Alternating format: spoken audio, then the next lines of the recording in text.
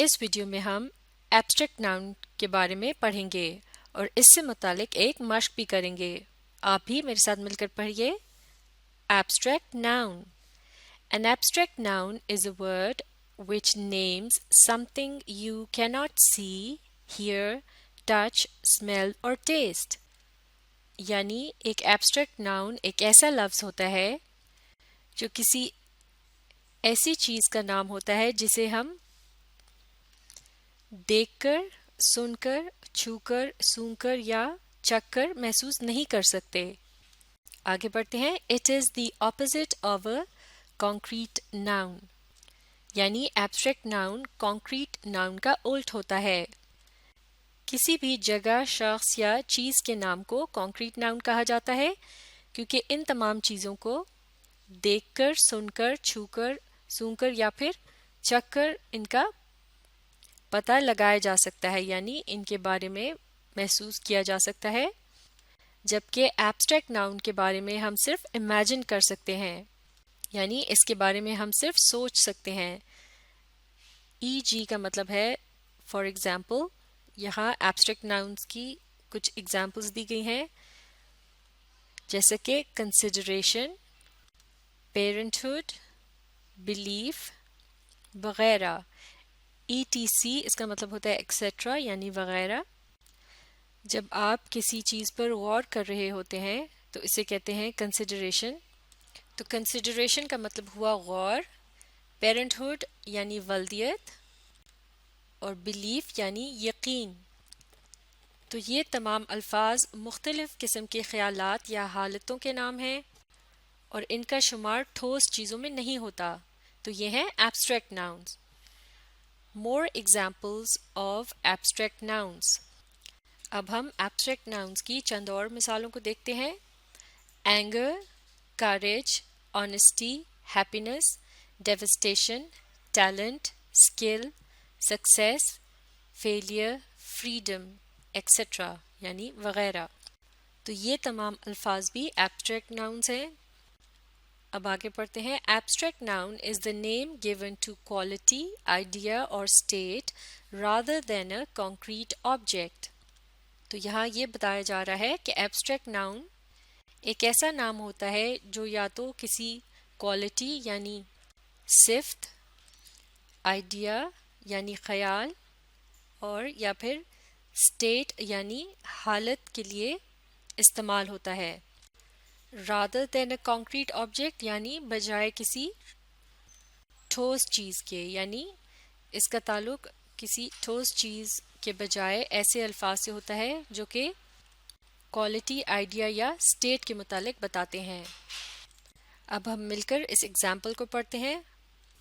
اس جملے میں abstract noun کا استعمال کیا گیا ہے. She faced every calamity of life with patience and valor. Calamity آفت یا دشواری کو کہتے ہیں.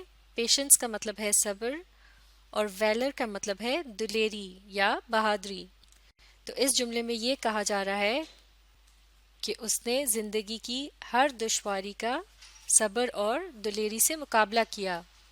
تو اب آپ بتائیے اس جملے میں ایسے کون سے الفاظ ہیں جن کا تعلق کسی کوالٹی، آئیڈیا یا اسٹیٹ سے ہے اور وہ ٹھوس یا کانکریٹ آبجیکٹس نہیں ہیں بلکہ انہیں ہم صرف امیجن کر سکتے ہیں اور ان کا بظاہر عملی مشاہدہ نہیں کیا جا سکتا، یعنی انہیں ٹھوس شکل میں نہیں دیکھا جا سکتا.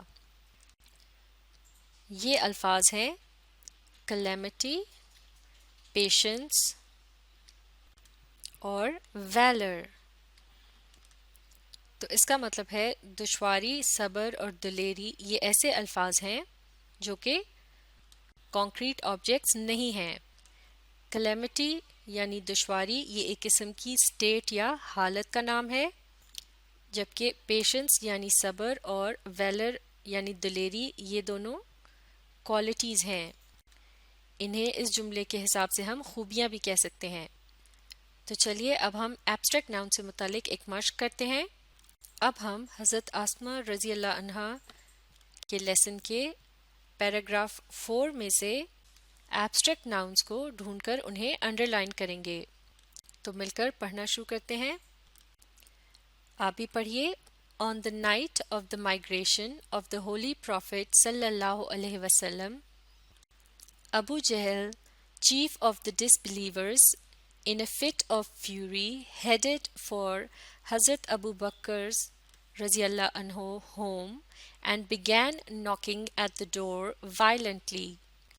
تو اس جملے میں یہ بتایا جا رہا ہے کہ جس رات نبی صلی اللہ علیہ وسلم نے ہجرت کی، اس رات ابو جہل جو کہ کفار کا سردار تھا، اس نے شدید غصے کی حالت میں حضرت ابو بکر رضی اللہ عنہ کے گھر کا رخ کیا اور دروازے پر بہت زور سے دستک دینے لگا۔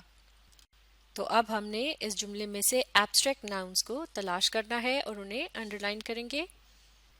تو ہم نے ایسے الفاظ تلاش کرنے ہیں جو کسی اسٹیٹ یعنی حالت، کوالٹی یعنی صفت، یا پھر آئیڈیا یعنی کسی خیال یا تصور کا نام ہو۔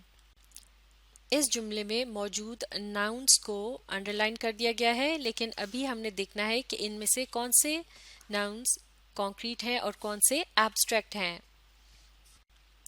تو نائٹ کے لفظ کے بارے میں آپ کا کیا خیال ہے؟ کیا یہ ایک کانکریٹ یا ٹھوس ناؤن ہے؟ جی نہیں، یہ ایک اسٹیٹ کا نام ہے۔ جب رات ہوتی ہے تو اسے نائٹ کہا جاتا ہے۔ مائگریشن کا لفظ، کیا یہ ایک کانکریٹ ناؤن ہے یا ایبسٹریکٹ؟ یہ بھی ایک ایبسٹریکٹ ناؤن ہے۔ ایک جگہ کو چھوڑ کر دوسری جگہ منتقل ہو جانے کے تصور کو مائگریشن کہا جاتا ہے۔ تو یہ ایک قسم کا آئیڈیا ہے۔ اگلا لفظ دیکھتے ہیں، یہ ہے پروفٹ یعنی نبی۔ تو اس سے مراد ایک شخصیت ہے۔ یہ کیا ہے؟ یہ ایک کانکریٹ ناؤن ہے، اسے ایبسٹریکٹ ناؤن نہیں کہا جا سکتا۔ اسی طرح سے لفظ چیف ہے، اس کا بھی تعلق کسی شخص سے ہوتا ہے۔ تو کسی جگہ، شخص یا چیز کا نام ہوتا ہے کانکریٹ ناؤن، اس لیے یہ بھی ایبسٹریکٹ ناؤن نہیں ہے۔ اس کے بعد ہے لفظ فٹ، یعنی یہ ایک دورہ پڑنے کی کیفیت کو کہتے ہیں۔ تو یہ ایک قسم کی اسٹیٹ کا نام ہے۔ تو فٹ کا لفظ کیا ہوا؟ ایبسٹریکٹ ناؤن، بالکل ٹھیک۔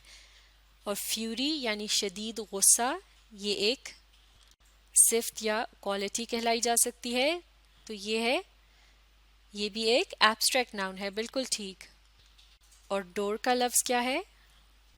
اسے آپ دیکھ کر یا چھو کر اس کے متعلق بتا سکتے ہیں۔ تو یہ ہے کانکریٹ ناؤن، یہ ایبسٹریکٹ ناؤن نہیں ہے۔ چلیے اب اگلے جملے کو مل کر پڑھتے ہیں، آپ بھی پڑھیے۔ Abu Jahl demanded where is your father. Abu Jahl یہ ایک پراپر ناؤن ہے۔ ڈیمانڈیڈ کا مطلب ہے اصرار کرنا، یہ ایک عمل ہے، یعنی یہ ایک ورب ہے، جبکہ فادر کا لفظ کیا ہے؟ یہ ایک کامن ناؤن ہے۔ تو اس جملے میں ایبسٹریکٹ ناؤن موجود نہیں ہے۔ Abu Jahl demanded where is your father, یعنی ابو جہل نے اصرار کیا تمہارے والد کہاں ہیں۔ اب اگلا جملہ پڑھتے ہیں۔ She politely replied, How would I know؟ یعنی انہوں نے نرمی سے جواب دیا، مجھے کیا پتا۔ اس جملے میں شی کا لفظ کیا ہے؟ یہ ایک پروناؤن ہے۔ یہاں حضرت اسما کے نام کی جگہ شی کا لفظ استعمال کیا گیا ہے۔ پولائٹلی یہ کیا ہے؟ یہ ایک ایڈجیکٹو ہے، معاف کیجیے گا، یہ ایک ایڈورب ہے، یعنی یہ ایکشن کے متعلق بتا رہا ہے کہ ایکشن کس طرح کیا گیا۔ پولائٹلی ریپلائڈ یعنی نرمی سے جواب دیا گیا۔ تو پولائٹلی کا لفظ ریپلائڈ کے متعلق بتا رہا ہے، اور ریپلائڈ کیا ہے؟ یہ ایک ورب ہے یعنی ایکشن ہے۔ اس طرح اس جملے میں بھی ایبسٹریکٹ ناؤن موجود نہیں ہے۔ اگلا جملہ مل کر پڑھتے ہیں۔ This response shows the wisdom and courage of حضرت اسما رضی اللہ عنہا۔ رسپانس کہتے ہیں رد عمل کو، یعنی کسی عمل کے جواب میں جو عمل کیا جاتا ہے۔ وزڈم کا مطلب ہے حکمت، اور کریج کہتے ہیں بہادری یا ہمت کو۔ تو اس جملے میں یہ کہا جا رہا ہے کہ اس رد عمل سے حضرت اسما رضی اللہ عنہا کی حکمت اور دلیری کا پتہ چلتا ہے۔ تو چلیے اب ایبسٹریکٹ ناؤنز کے متعلق پتہ لگاتے ہیں۔ رسپانس یعنی رد عمل، یہ کیا ہے؟ یہ ایک ایبسٹریکٹ ناؤن ہے۔ شوز کا لفظ ہے ایک ورب یعنی ایکشن، اور وزڈم کا لفظ یہ کیا ہے؟ یہ ایک صفت یعنی کوالٹی کے متعلق بتا رہا ہے۔ اسی طرح سے کریج کا لفظ بھی حضرت اسما کی صفت یعنی کوالٹی کو بتانے کے لیے استعمال کیا گیا ہے۔ تو یہ دونوں الفاظ کیا ہیں؟ یہ ایبسٹریکٹ ناؤنز ہیں، بالکل ٹھیک۔ اب اگلا جملہ مل کر پڑھتے ہیں۔ She didn't make a statement that would give them a clue, nor did she have to lie. یعنی انہوں نے کوئی ایسی بات نہیں کہی جس سے ان کو کوئی اشارہ ملتا اور نہ ہی انہیں جھوٹ بولنا پڑا۔ اسٹیٹمنٹ، کلو اور لائے۔ اسٹیٹمنٹ کا مطلب ہے کہی ہوئی بات، کلو اشارہ، لائے جھوٹ۔ یہ مختلف قسم کے ناؤنز ہیں۔ کیا آپ ان کے بارے میں یہ کہہ سکتے ہیں کہ یہ کانکریٹ ناؤنز ہیں، یعنی ان کو دیکھ کر یا چھو کر ان کے بارے میں بتایا جا سکتا ہے؟ جی نہیں، تو یہ ہو گئے ایبسٹریکٹ ناؤنز۔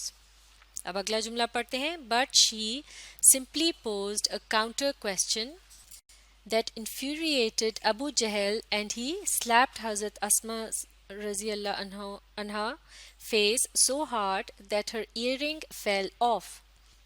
اس جملے میں یہ کہا جا رہا ہے یعنی لیکن انہوں نے صرف ایک جوابی سوال پوچھا جس کی وجہ سے ابو جہل غضبناک ہو گیا اور اس نے حضرت اسما رضی اللہ عنہا کے چہرے مبارک پر اس قدر زور سے تھپڑ رسید کیا کہ ان کے کان کی بالی گر گئی۔ تو اب ہم نے اس جملے میں سے ایبسٹریکٹ ناؤنز کو تلاش کرنا ہے۔ اس جملے میں سمپلی کا لفظ ایک ایڈورب ہے، یعنی یہ ایک ایکشن کو ڈسکرائب کر رہے ہیں، اور ایکشن ہے پوزڈ یعنی پوچھنا۔ اس کے بعد ہیں الفاظ کاؤنٹر اور کویسچن۔ انفیریٹڈ کا لفظ ایک ورب یعنی ایکشن کے طور پہ استعمال کیا گیا ہے، یعنی کسی کو بہت شدید غصہ دلا دینا یا غضبناک کر دینا۔ اسی طرح سے سلیپڈ کا لفظ بھی ایک ورب ہے۔ فیس ایک ناؤن ہے لیکن یہ ایک کامن ناؤن ہے یا پھر کانکریٹ ناؤن بھی کہہ سکتے ہیں۔ اس کے بعد ہے لفظ ہارڈ۔ ایئرنگ بھی ایک ناؤن ہے لیکن یہ بھی ایک کانکریٹ ناؤن ہے۔